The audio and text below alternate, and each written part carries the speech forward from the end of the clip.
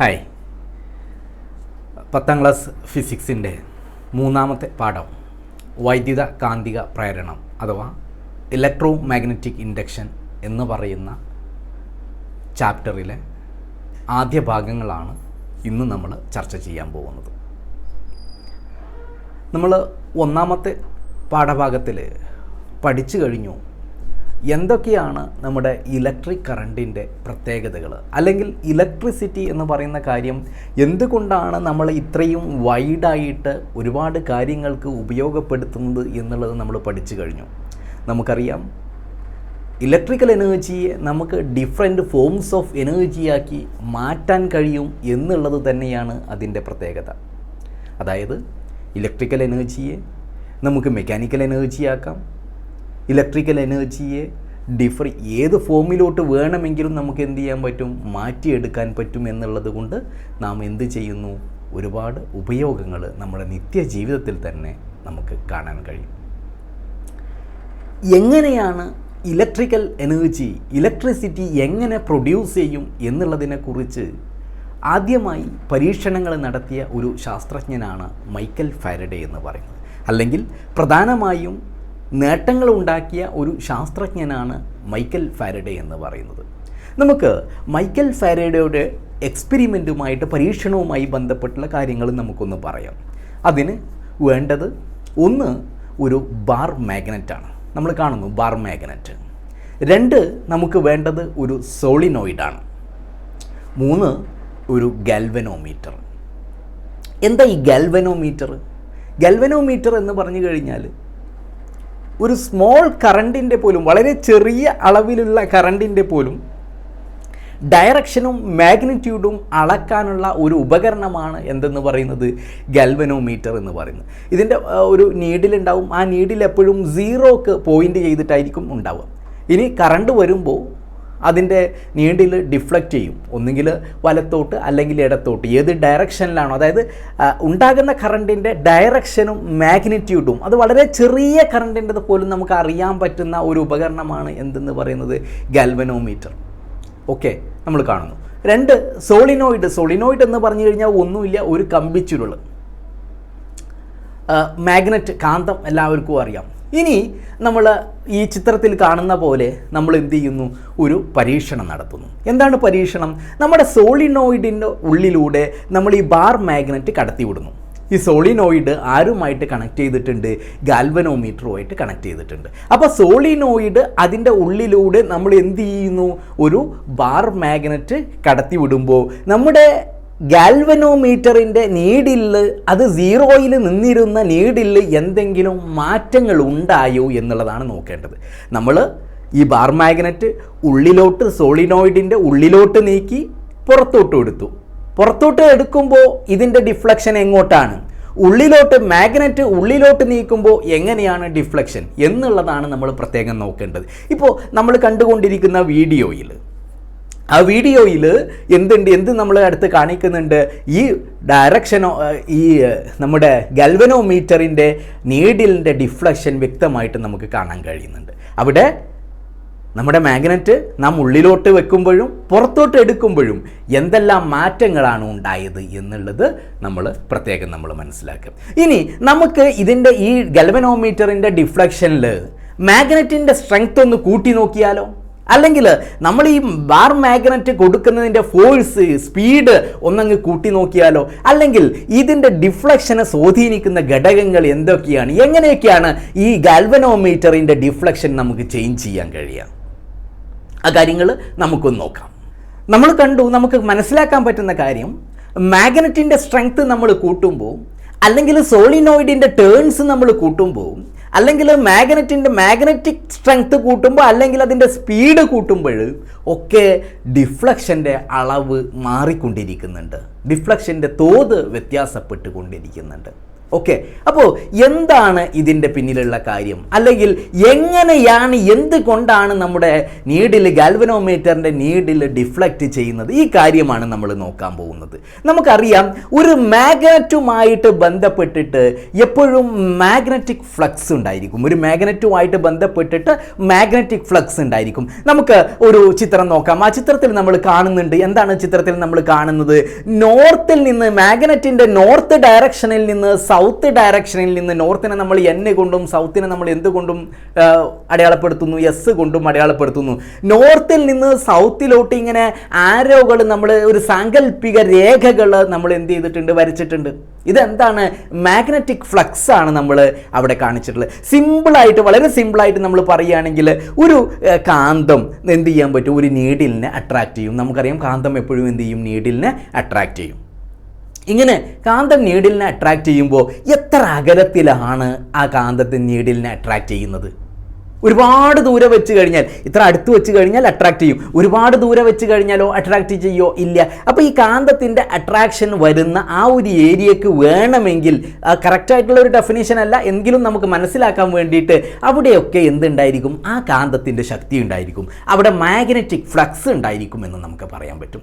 ഇങ്ങനെ ഒരു കാന്തത്തിൻ്റെ, ഒരു മാഗ്നറ്റിൻ്റെ ഫ്ലക്സുമായിട്ട് ബന്ധപ്പെട്ടിട്ട് ആ ഫ്ലക്സിൽ നമ്മൾ എന്ത് ചെയ്യാണ്, ഒരു സോളിനോയിഡും ഒരു ഫ്ലക്സിനെ കട്ട് ചെയ്യുന്ന ഒരു അവസ്ഥ വരികയാണെങ്കിൽ മാഗ്നറ്റിൻ്റെ ഫ്ലക്സിൽ എന്തുണ്ടാവുകയാണ്, മാഗ്നറ്റിക് ഫ്ലക്സ്, ആ മാഗ്നറ്റിക് ഫ്ലക്സ് എന്തുണ്ടാവുന്നു, ആരുമായിട്ട് കണക്ട് ചെയ്തിട്ടുണ്ട്, ആ മാഗ്നറ്റിക് ഫ്ലക്സ് അല്ലെങ്കിൽ ആ മാഗ്നറ്റ് ഒരു കോയിലുമായിട്ട്, ഒരു സോളിനോയിഡുമായിട്ട് ബന്ധപ്പെട്ടിട്ട് മാഗ്നറ്റിക് ഫ്ലക്സിൽ ചേഞ്ച് വരികയാണെങ്കിൽ, whenever there is a change in the magnetic flux linked with a coil, അവിടെ ഒരു കോയിലുമായിട്ട് ബന്ധപ്പെട്ട്, നമുക്ക് അങ്ങനെ പറയാം, ലിങ്ക്ഡ് വിത്ത് എ കോയിൽ, ഒരു കോയിലുമായിട്ട് ബന്ധപ്പെട്ടിട്ട് ഒരു മാഗ്നറ്റിൻ്റെ ഫ്ലക്സിൽ മാറ്റമുണ്ടാവുന്നു.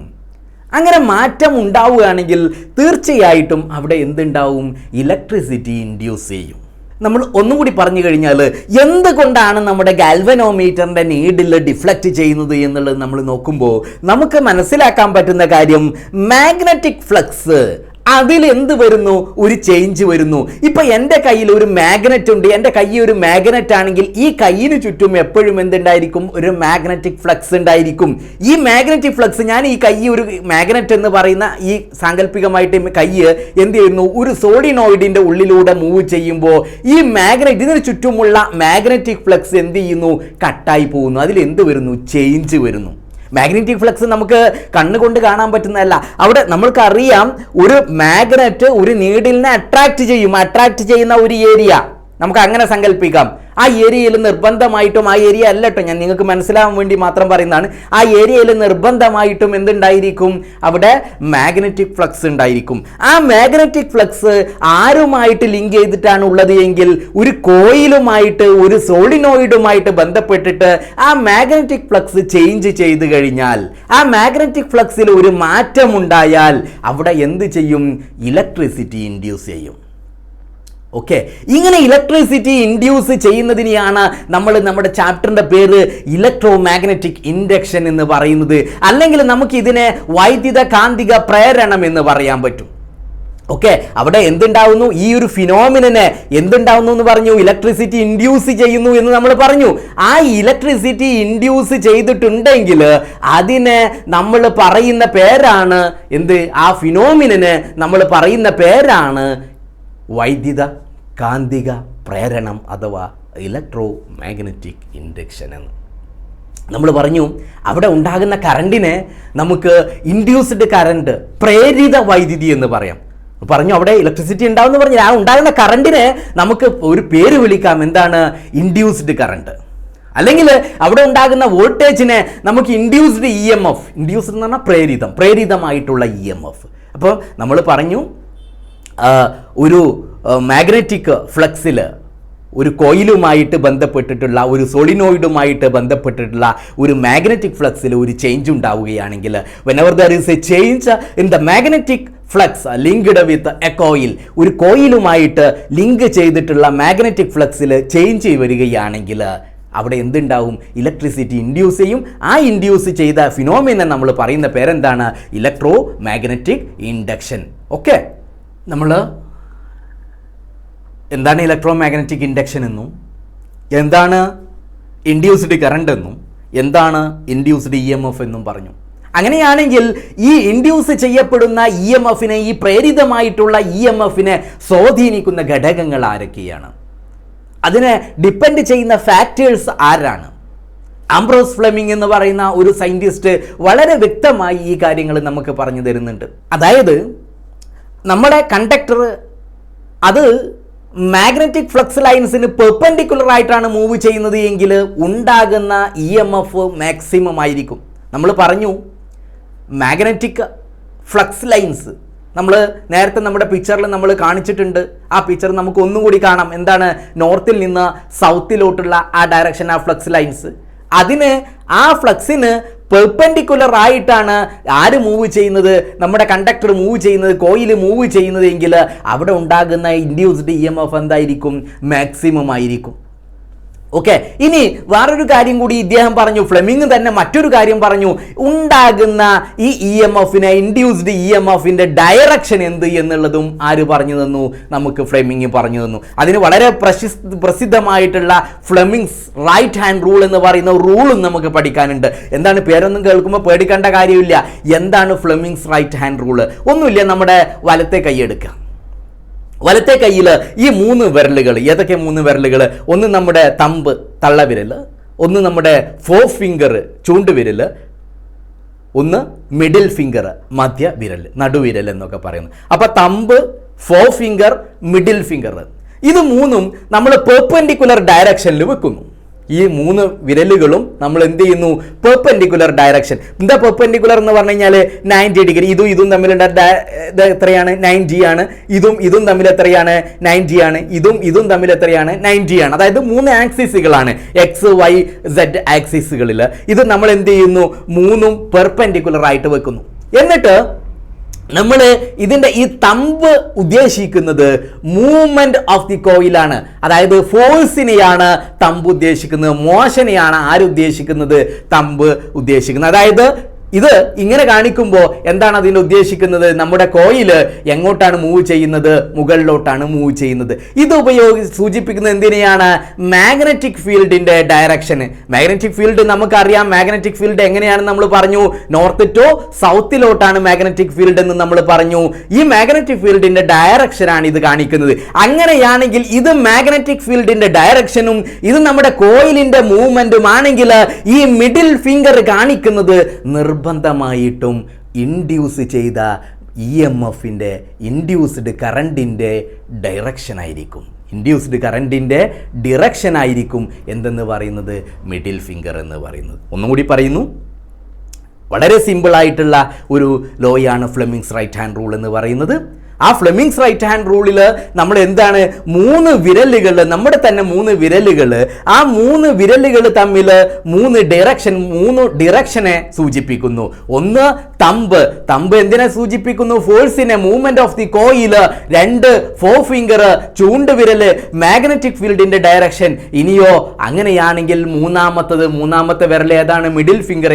എന്തിനെ സൂചിപ്പിക്കുന്നു? ഇൻഡ്യൂസ് ചെയ്ത കറണ്ടിനെ. ഇപ്പോൾ നോക്കുക, നിങ്ങൾ നമ്മുടെ അപ്വേർഡ് ഡയറക്ഷനിലാണെങ്കിൽ ഇൻഡ്യൂസ് ചെയ്ത EMF എങ്ങനെയായിരിക്കും? ഇങ്ങനെയായിരിക്കും ഉണ്ടാവുക. ഇപ്പം നോക്ക് നിങ്ങൾ, ഇത് കോയിൽ മൂവ് ചെയ്യുന്നത് താഴോട്ടാണെങ്കിൽ ഇൻഡ്യൂസ് ചെയ്ത EMF കറണ്ട് എങ്ങോട്ടായിരിക്കും ഉണ്ടാവുക? ഇങ്ങോട്ടായിരിക്കും ഉണ്ടാവുക. ഓക്കെ, ഇങ്ങനെ ഇത് കാണിക്കുന്ന രീതിയാണ് ഏതെന്ന് പറയുന്നത് ഫ്ലെമിംഗ്സ് റൈറ്റ് ഹാൻഡ് റൂള്. നമ്മൾ ചിത്രത്തിൽ വളരെ വ്യക്തമായിട്ട് ഫ്ലെമിംഗ്സ് റൈറ്റ് ഹാൻഡ് റൂൾ നമ്മൾ കാണുന്നുണ്ട്. ഓക്കെ, ഇനി നമ്മൾ മനസ്സിലാക്കേണ്ടത് ഇപ്പോൾ എങ്ങനെയാണ് കറണ്ട് ഉണ്ടാക്കുന്നത് എന്ന് നമ്മൾ പഠിച്ചു. ഇവിടെ ഉണ്ടാകുന്ന കറണ്ടും, അതായത് ഈ ഇൻഡ്യൂസ് ചെയ്യപ്പെടുന്ന കറണ്ടും നമ്മുടെ ഒരു സെല്ലിൽ നിന്നുള്ള കറണ്ടും ഈക്വൽ ആണോ? ഒരു ബാറ്ററിയിൽ നിന്നോ അല്ലെങ്കിൽ ഒരു സെല്ലിൽ നിന്നോ ഉണ്ടാകുന്ന കറണ്ടും ഇവിടെ ഉണ്ടാകുന്ന കറണ്ടും ഈക്വൽ ആണോ എന്നുള്ളതാണ് നമ്മൾ നോക്കാൻ പോകുന്നത്. നമ്മൾ പറഞ്ഞു വന്നത് സെല്ലിൽ നിന്നുണ്ടാകുന്ന കറണ്ടിൻ്റെ പ്രത്യേകതകൾ എന്തൊക്കെയാണ്? ഒന്നാമത്തെ കാര്യം, അത് യൂണി ഡയറക്ഷനിലായിരിക്കും. എന്താ യൂണി ഡയറക്ഷൻ എന്ന് പറഞ്ഞു കഴിഞ്ഞാൽ? ഒരേ ദിശയിലായിരിക്കും.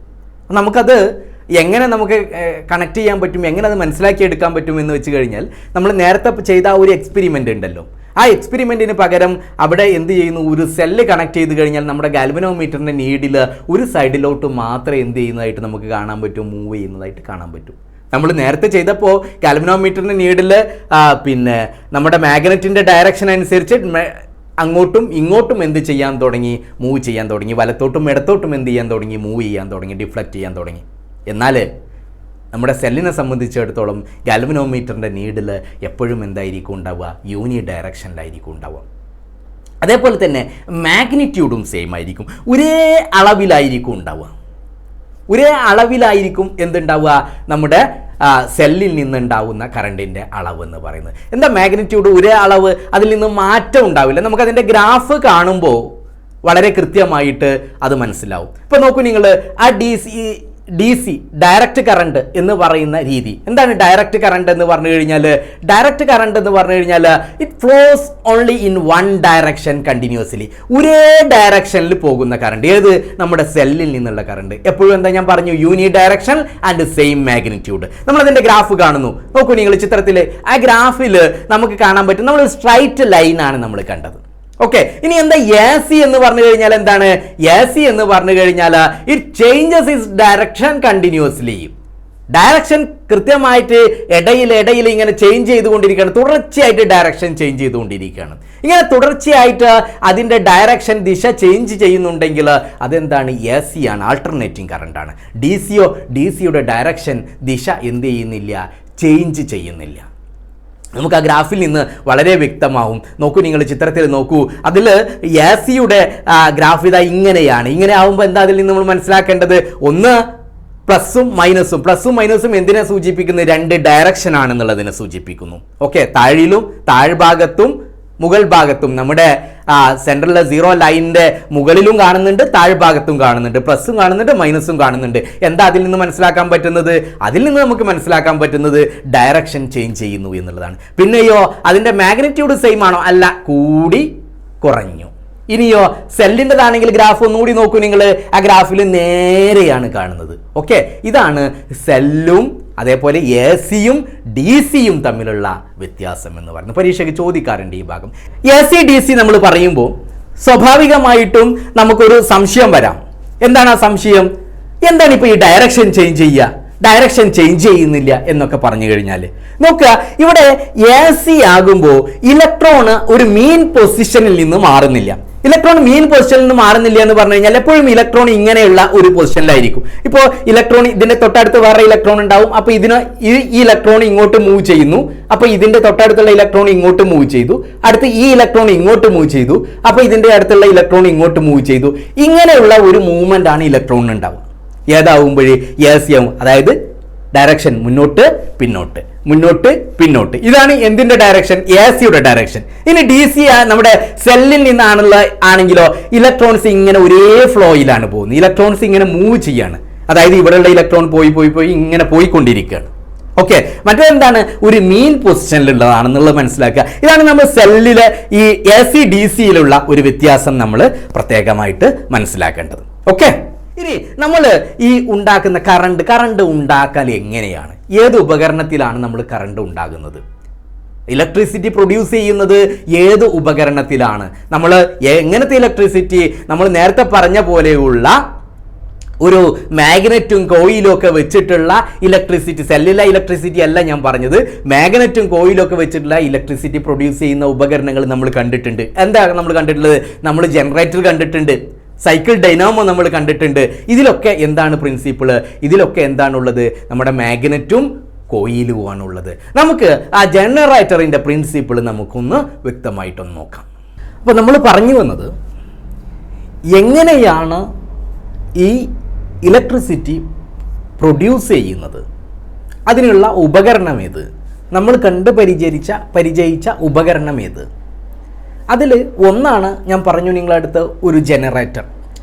നോക്കൂ നിങ്ങൾ, ഒരു ജനറേറ്ററിൽ ഈ കറണ്ട് പ്രൊഡ്യൂസ് ചെയ്യുമ്പോൾ അവിടെ അതിൻ്റെ പ്രധാനപ്പെട്ട ഭാഗങ്ങൾ എന്തൊക്കെയാണ്?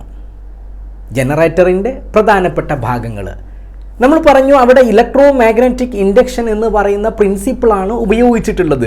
നിർബന്ധമായിട്ടും ഇലക്ട്രോ മാഗ്നറ്റിക് പ്രിൻസിപ്പിളാണ് ഉപയോഗിച്ചിട്ടുള്ളത് എങ്കിൽ അവിടെ എന്തുണ്ടായിരിക്കേണ്ടി വരും? മാഗ്നറ്റ് ഉണ്ടാവണം, അതേപോലെ ഒരു ആർമേച്ചർ ഉണ്ടായിരിക്കണം. നിർബന്ധമല്ല ഇത് രണ്ടും. അതേപോലെ നമ്മുടെ ജനറേറ്ററിൽ നിർബന്ധമായിട്ടും എന്തുണ്ടായിരിക്കും? ഒരു ഫീൽഡ് മാഗ്നറ്റ് ഉണ്ടായിരിക്കും.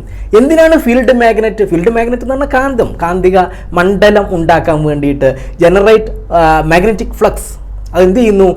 മാഗ്നറ്റിക് ഫ്ലക്സ് ജനറേറ്റ് ചെയ്യാൻ വേണ്ടിയിട്ട് ഫീൽഡ് മാഗ്നറ്റ് ഉണ്ടായിരിക്കും. പിന്നെയോ ഒരു കോയിൽ വേണമെന്ന് നമ്മൾ പറഞ്ഞിരുന്നു. ഒരു ആർമേച്ചർ കോയിൽ നിർബന്ധമായിട്ടും ഉണ്ടാവണം. നമ്മൾ പറഞ്ഞിരുന്നു സോളിനോയിഡ് എന്ന്. ഒരു പച്ചിരുമ്പിൽ ഇങ്ങനെ കവചിത കമ്പികൾ ചുറ്റി വെച്ച് കഴിഞ്ഞാൽ നമുക്ക് അതിനെ എന്ത് പേര് പറയാൻ പറ്റും? ആർമേച്ചർ എന്ന് പറയാൻ പറ്റും. നമ്മുടെ ചിത്രത്തിലോട്ട് നോക്കൂ നിങ്ങൾ. ചിത്രത്തിൽ നമ്മൾ കൃത്യമായിട്ട് കാണുന്നുണ്ട് ആർമേച്ചർ. ABCD ഈ 4 അക്ഷരങ്ങൾ കൊണ്ട് എന്തിനെ സൂചിപ്പിച്ചിട്ടുണ്ട്? ആർമേച്ചറിനെ സൂചിപ്പിച്ചിട്ടുണ്ട്. നമ്മുടെ ഫീൽഡ് മാഗ്നറ്റിനെ Nഉം Sഉം ഉപയോഗിച്ച്, എന്താണ് N? നോർത്ത് പോളും സൗത്ത് പോളും ഉപയോഗിച്ച് നമ്മൾ സൂചിപ്പിച്ചിട്ടുണ്ട്. പിന്നെ അതിൽ നമ്മൾ കാണുന്നത് റിങ് R എന്ന് പറയുന്ന അക്ഷരം കൊണ്ട് നമ്മളൊരു പ്രത്യേക ഇത് കാണുന്നുണ്ട്, ഒരു റിങ് കാണുന്നുണ്ട് അല്ലേ? ആ റിങ്ങിനോട് ചേർന്നിട്ട് തന്നെ B എന്നുള്ള അക്ഷരം കൊണ്ട് സൂചിപ്പിച്ചിട്ടുള്ള ബ്രഷ് കാണുന്നുണ്ട്. ഓക്കെ, ഇവിടെ നമ്മൾ നോക്കേണ്ടത് നമ്മുടെ ആർമേച്ചർ. ആ ആർമേച്ചർ ABCD ഇങ്ങനെയാണ് നമ്മൾ കൊടുത്തിട്ടുള്ളത് അല്ലെ?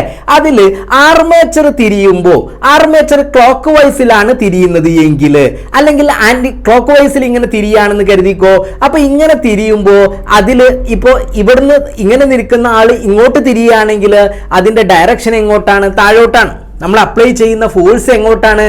താഴോട്ടാണ് അല്ലെ? ഇനി ഇങ്ങനെ താഴെ എത്തി നിൽക്കുന്ന ആൾ വീണ്ടും മുകളിലോട്ട് വരുമ്പോൾ ഫോഴ്സ് എങ്ങോട്ടാണ്? മുകളിലോട്ടാണ്. നമ്മൾ ഇന്നലെ എന്ത് പറഞ്ഞിട്ടുണ്ടായിരുന്നു? ഫ്ലെമിങ്ങിന്റെ റൈറ്റ് ഹാൻഡ് റൂൾ നമ്മൾ പറഞ്ഞിട്ടുണ്ടായിരുന്നു അല്ലെ? ഈ റൈറ്റ് ഹാൻഡ് റൂളിൽ ഈ തമ്പ് എന്തിനെ സൂചിപ്പിക്കുന്നു എന്ന് പറഞ്ഞു? ഫോഴ്സിനെ, ഡിറക്ഷൻ ഓഫ് ആർമേച്ചർ, ആർമേച്ചറിന്റെ ആ ചലനത്തിനെ, മൂവ്മെന്റിനെ സൂചിപ്പിക്കുന്നു എന്ന് പറഞ്ഞിട്ടുണ്ടായിരുന്നു. അതേപോലെ തന്നെ ഈ 4 ഫിംഗർ എന്തിനെ സൂചിപ്പിക്കുന്നു? നമ്മുടെ മാഗ്നറ്റിക് ഫീൽഡിന്റെ NS ഡയറക്ഷനെ സൂചിപ്പിക്കുന്നു. ഇപ്പോ നമ്മുടെ ആർമേച്ചർ മുകളിലോട്ടാണ് തിരിയുന്നത് എങ്കിൽ, അതായത് താഴെ നിന്ന് ഇങ്ങനെ മുകളിലോട്ട് വരികയാണെങ്കിൽ നമുക്ക് ഇത് ഇങ്ങനെ കാണിക്കാം. അല്ല, ആർമേച്ചർ താഴോട്ടാണ് പോകുന്നതെങ്കിൽ നമ്മൾ എന്ത് ചെയ്യുന്നു? ഇങ്ങനെ കാണിക്കുന്നു അല്ലെ? അപ്പൊ നോക്കൂ നിങ്ങൾ, അപ്പൊ ഉണ്ടായ ഇൻഡ്യൂസ്ഡ് മാഗ്നറ്റിക് ഫീൽഡ് ഇങ്ങോട്ടാണ് ഡയറക്ഷൻ. ഇനി ഇത് NS ഇങ്ങനെയല്ല എങ്കിൽ, ഇങ്ങനെയാണെങ്കിൽ അപ്പോൾ എങ്ങനെയായിരിക്കും ഉണ്ടാവുക? ഇതാ ഈ ഡയറക്ഷനിലായിരിക്കും ഉണ്ടാവുക. അതായത് നമുക്കിവിടെ ഉണ്ടാകുന്ന ഇൻഡ്യൂസ് ചെയ്യപ്പെടുന്ന EMF അതിന്റെ ഡിറക്ഷൻ നമുക്ക് എന്ത് ചെയ്യാൻ പറ്റും? നമ്മുടെ ഫ്ലെമിങ്ങിന്റെ റൈറ്റ് ഹാൻഡ് റൂൾ വെച്ചിട്ട് നമുക്ക് എന്ത് ചെയ്യാൻ പറ്റും? കാണാൻ പറ്റും. ഇവിടെ നമ്മൾ ഫ്ലെമിങ്ങിന്റെ റൈറ്റ് ഹാൻഡ് റൂളിൽ തന്നെ ഫ്ലെമിങ് പറഞ്ഞിട്ടുള്ള വേറൊരു കാര്യം കൂടി നമ്മൾ പറഞ്ഞു. എന്താ പറഞ്ഞിട്ടുള്ളത്? മാഗ്നറ്റിക് ഫീൽഡിന് പെർപെൻഡിക്കുലർ ആയിട്ടാണ് നമ്മുടെ ആർമേച്ചർ മാഗ്നറ്റിക് ഫീൽഡിനെ പെർപെൻഡിക്കുലർ ആയിട്ട് കട്ട് ചെയ്യുകയാണെങ്കിൽ അവിടെ ഉണ്ടാകുന്ന EMF മാക്സിമം ആവുമെന്നും നമ്മൾ പറഞ്ഞിട്ടുണ്ടായിരുന്നു. അവിടെ ഉണ്ടാകുന്ന EMF എന്തായിരിക്കും? മാക്സിമം ആയിരിക്കും. അപ്പോൾ നമ്മൾ ഈ ആർമേച്ചർ കോയിൽ ഇതാ ഇങ്ങനെ നിൽക്കുകയാണെന്ന് കരുതുക. ഇങ്ങനെ നിൽക്കുമ്പോൾ അവിടെ എത്രയായിരിക്കും? പെർപെൻഡിക്കുലർ ആണോ? അല്ല, അവിടെ 0 ഡിഗ്രിയിലാണ് ഉള്ളത്. ആ 0 ഡിഗ്രിയിൽ നിന്ന് അതിങ്ങനെ പെർപെൻഡിക്കുലർ ആയിട്ട് ഇങ്ങോട്ട് വന്നു. അങ്ങനെ പെർപെൻഡിക്കുലർ ആയിട്ട് വരുമ്പോൾ അവിടെ എന്ത് ചെയ്തു? മാക്സിമം ഫ്ലക്സിനെ അതെന്ത് ചെയ്തു? കട്ട് ചെയ്തു പോയി. അങ്ങനെ മാക്സിമം ഫ്ലക്സിനെ കട്ട് ചെയ്തു പോയി കഴിഞ്ഞാൽ അവിടെ ഉണ്ടാകുന്ന EMFും എന്തായിരിക്കും? മാക്സിമം ആയിരിക്കും. നമുക്ക് ആ ഗ്രാഫിൽ, ഇപ്പൊ നമ്മൾ കണ്ടുകൊണ്ടിരിക്കുന്ന ഗ്രാഫിൽ നമുക്ക് കൃത്യമായിട്ട് കാണാൻ പറ്റും. എന്താണ് കാണാൻ പറ്റുന്നത്? നമ്മുടെ ആർമേച്ചറിന്റെ വിവിധ റൊട്ടേഷനുകളാണ് കാണിച്ചിട്ടുള്ളത് അല്ലെ? ആദ്യത്തില് ആർമേച്ചർ ഇതാ എങ്ങനെ ഉണ്ടായിരുന്നു? ആർമേച്ചർ ഇങ്ങനെ ഉണ്ടായിരുന്നു, പിന്നെ ആർമേച്ചർ ഇങ്ങനെയായി അല്ലെ? പിന്നെ ആർമേച്ചർ ഇങ്ങനെ തിരിഞ്ഞു, പിന്നെ ആർമേച്ചർ ഒരു കംപ്ലീറ്റ് റൊട്ടേഷൻ പൂർത്തീകരിച്ചു. അതായത് ഇങ്ങനെയുള്ള ആർമേച്ചർ ഇങ്ങോട്ട് തിരിയുമ്പോ എത്ര ഡിഗ്രിയാണ് ഇവിടുന്ന് ഇങ്ങനെ ആവുക എന്ന് പറഞ്ഞു കഴിഞ്ഞാൽ 90 ഡിഗ്രിയിലാണ് ആർമേച്ചർ റൊട്ടേറ്റ് ചെയ്തത്. ഇങ്ങനെ 90 ഡിഗ്രി റൊട്ടേറ്റ് ചെയ്യുമ്പോൾ അവിടെ ഉണ്ടാകുന്ന EMF 90യിൽ എത്തുമ്പോൾ എന്ത് ചെയ്തു?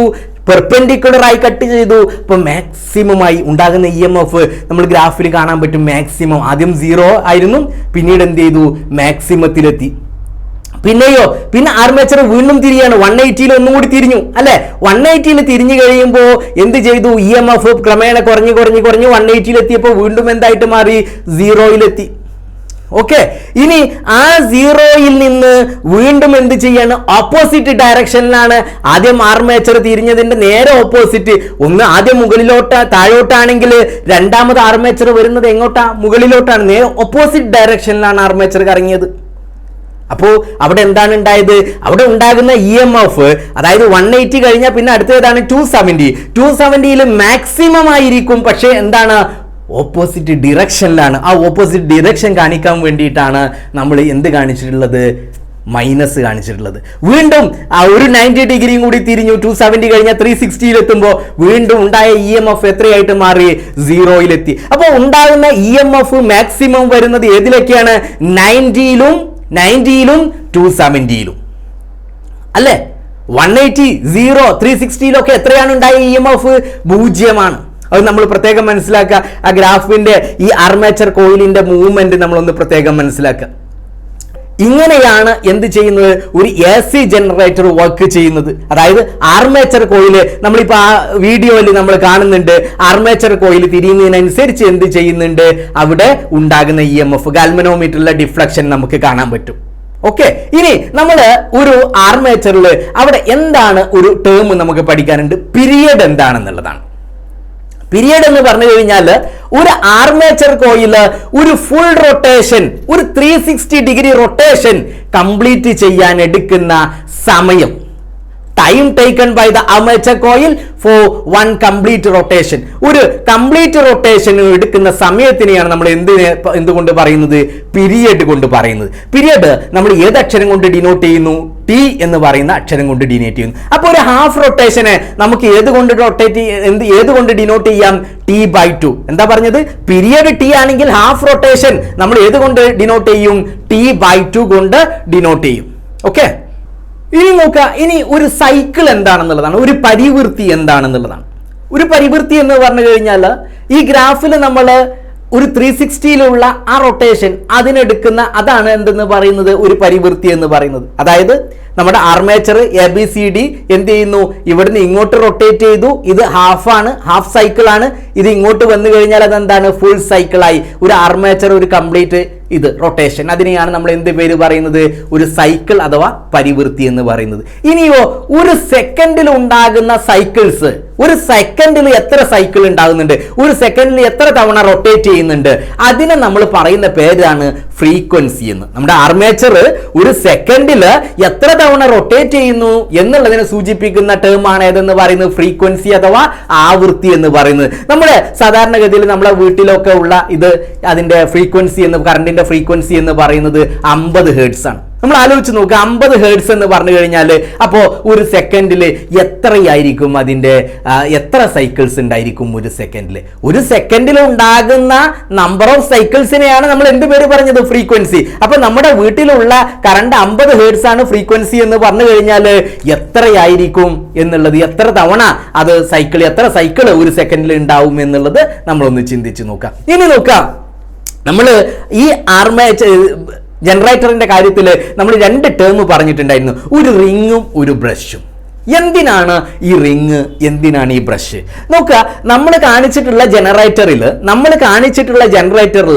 ആരാണ് റൊട്ടേറ്റ് ചെയ്യുന്നത്, ആർമേച്ചറാണ് റൊട്ടേറ്റ് ചെയ്യുന്നത്. നമുക്ക് ഇൻഡക്ഷൻ ഉണ്ടാക്കാൻ വേണ്ടിയിട്ട് 2 വഴിയുണ്ടെന്ന് നമ്മൾ പറഞ്ഞു കഴിഞ്ഞു. എന്താണ് ആ വഴികൾ? ഒന്നുകിൽ ആർമേച്ചർ റൊട്ടേറ്റ് ചെയ്യാം, അല്ലെങ്കിൽ ആര് റൊട്ടേറ്റ് ചെയ്യാം, മാഗ്നറ്റ് റൊട്ടേറ്റ് ചെയ്യാം. ഇപ്പൊ നമ്മൾ കാണിച്ചിട്ടുള്ള ജനറേറ്ററിൽ ആരാണ് റൊട്ടേറ്റ് ചെയ്തത്, ആർമേച്ചർ ആണ് റൊട്ടേറ്റ് ചെയ്തത്. ഈ ആർമേച്ചറിൽ നിന്നാണ് എന്തുണ്ടാവുന്നത്, ഈ ആർമേച്ചറിലൂടെയാണ് എന്ത് പ്രൊഡ്യൂസ് ചെയ്യുന്നത്, ഇലക്ട്രിസിറ്റി പ്രൊഡ്യൂസ് ചെയ്യുന്നത്, കറണ്ട് ഉണ്ടാകുന്നത്. അപ്പൊ സ്വാഭാവികമായിട്ടും ഈ ആർമേച്ചറിൽ നിന്നാണ് എക്സ്റ്റേണൽ സർക്യൂട്ട് പോകുന്നത്. എക്സ്റ്റേണൽ സർക്യൂട്ട് എന്ന് പറഞ്ഞു കഴിഞ്ഞാൽ നമ്മുടെ വീട്ടിലോട്ട് ആവശ്യമുള്ള കറണ്ടിന്റെ ലൈന് വരുന്നത്, അതായത് ഒരു ബൾബ് കത്തിക്കണമെന്നുണ്ടെങ്കിൽ അത് ഏതിലോട്ടാ പോകുന്നത്, ആർമേച്ചറിൽ നിന്നാണ് ബൾബിലോട്ടുള്ള 2 വയറുകൾ വരുന്നത് അല്ലെ. അങ്ങനെ ആർമേച്ചറിൽ നിന്ന് വരുമ്പോൾ ആർമേച്ചർ ഇങ്ങനെ കറങ്ങിക്കഴിഞ്ഞാൽ എന്ത് സംഭവിക്കും, അതിന്റെ കൂടെ എക്സ്റ്റേണൽ സർക്യൂട്ടും കറങ്ങാൻ തുടങ്ങും. അപ്പൊ നമ്മുടെ ബൾബൊക്കെ ഇങ്ങനെ തിരിയാൻ തുടങ്ങും. ഓക്കെ, ഞാൻ ഒരു ജനറേറ്റർ ഉപയോഗിച്ച് ഒരു ബൾബ് മാത്രം കത്തിക്കുമ്പോൾ അവസ്ഥ. ഉദാഹരണത്തിന് ഇപ്പൊ നമ്മുടെ ഫാനിന്റെ ലീഫുമല് നമ്മൾ ഒരു കയറ് കെട്ടി തൂക്കി കഴിഞ്ഞാൽ, ഒരു പേന ഇങ്ങ് തൂക്കിയിട്ട് കഴിഞ്ഞാൽ എന്താ സംഭവിക്കുക, ഫാന് തിരിയുമ്പോൾ ആരും തിരിയും, കൂടെ ആ പേനയും തിരിയും. അല്ലെ?